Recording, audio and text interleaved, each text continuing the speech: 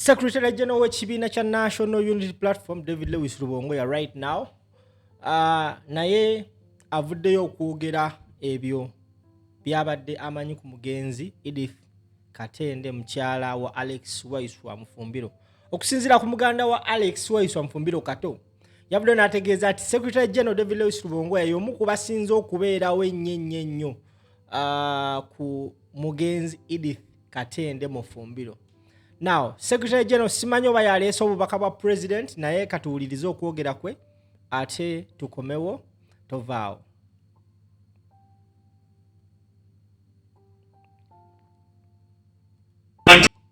Balaga nti bayimiridde ne Waiswa mbeera eno newankubadde ali kukomera olunaku olwaleero.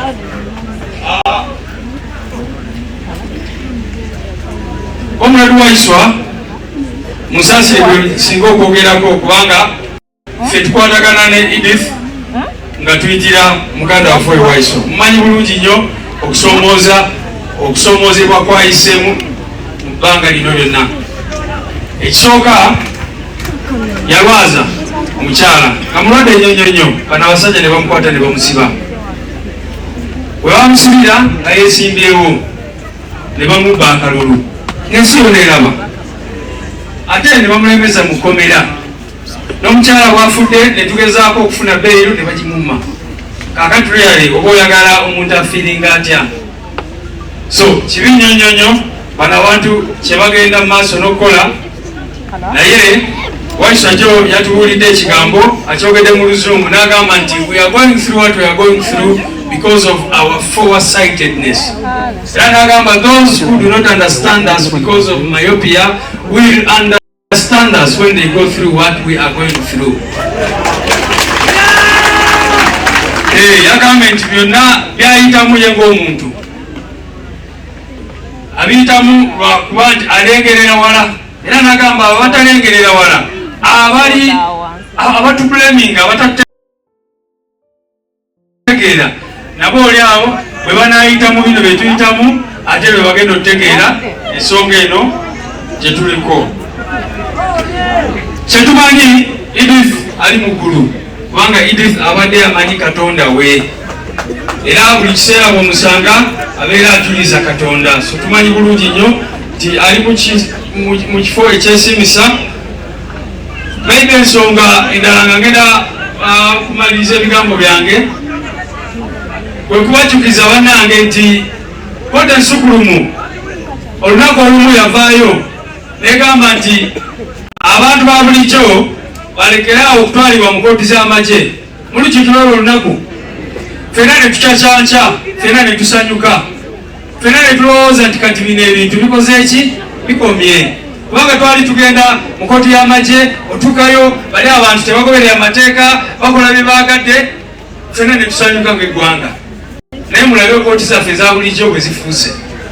Tosobola kubanga mu kkooti y'amagye baatwalayo Banubiana abo ne bagamba nti babasanga n'amasasi mu Desemba ate bo nga babakutte, ne bagamba nti babakutte mu Desemba nti naye amasasi babasanze nago 3 January.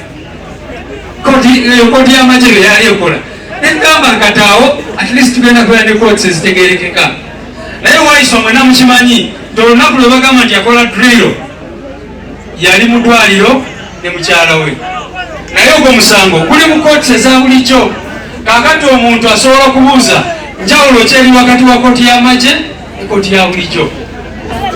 So kibalaga lwaki basewo ne banyabo twabagamba tugende tukanoonye tukakuume tukalonde tukakuume era tukole ki era feezi y'okukabanja basewo ne banyabo ekyakola ki mugezi akategedde ako.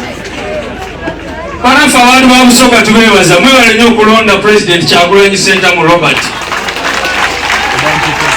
Abantu ba Busoga mwebale nnyo mwebalire ddala newankubadde bafutyanka ne batuppa akalulu naye tukimanyi bulungi nnyo era nammwe mukimanyi. Era nammwe abali wano mwena in your thousands mu province era tumuyimiridde ku mazima gennyini.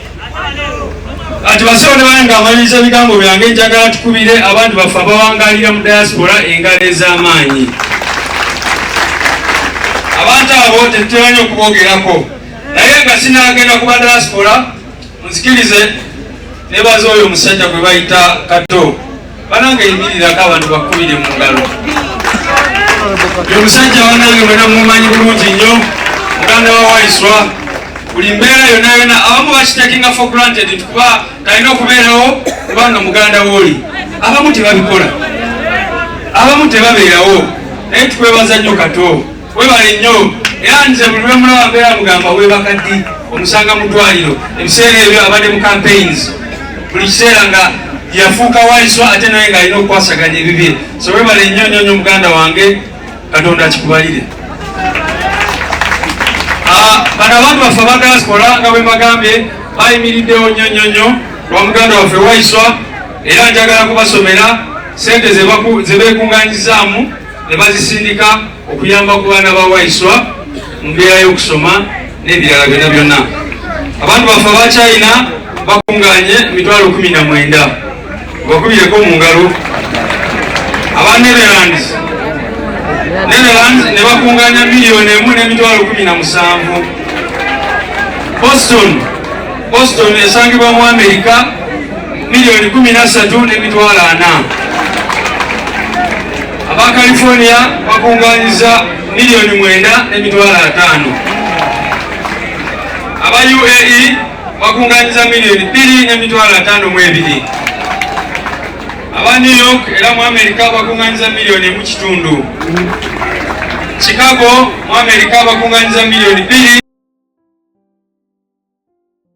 1,4,2,000 kale bano kambaleke aba Australia bakunganyiza 2,2,2,000 Japan 2,2,5,5 Canada 3,3,6,8 UK 4,4,6,15 DMV 3,3,8 Saudi Arabia 14,8 aba Minnesota bakunganyiza 6,3,8 Colorado 8,3,6 Bahrain 2,000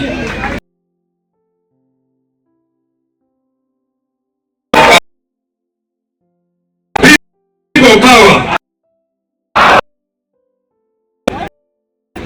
Fenga NUP twafuuka family mu byonna byonna bigenda mu maaso olaba omulimu gwe bakoze era gwe bagenda mu